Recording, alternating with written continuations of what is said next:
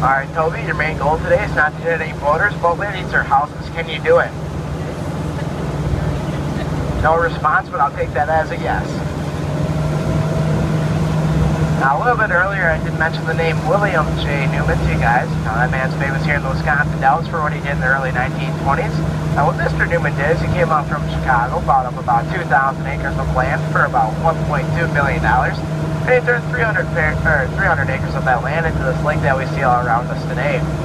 Now, how Mr. Newman did this, though, is he dammed up Bell Creek off to the right-hand side where you guys see the brown structure sticking out of the water with cement by it. That is known as Newman's Dam. It's what's damming up Bell Creek right now. Mr. Newman's original intent for this land, though, were to make a private resort for him and his family. Now, with every private resort, you need to have a private lake, so he started construction of that lake in the early 1920s, finished it in 1928, and he got about a year's enjoyment out of this lake.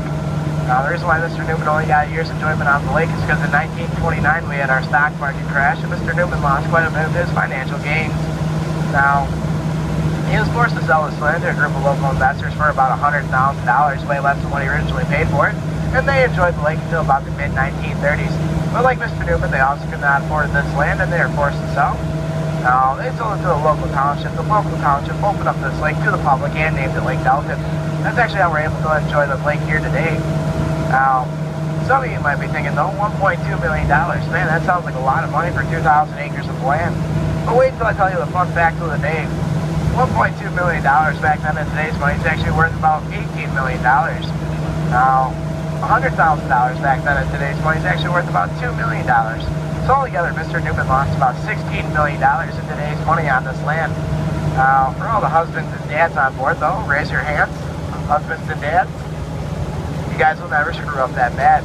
Just keep that in mind on a bad day when your wife's yelling at you, and you throw that in their face. Now, do not send me the divorce papers in the mail, because I will feel terrible after that one.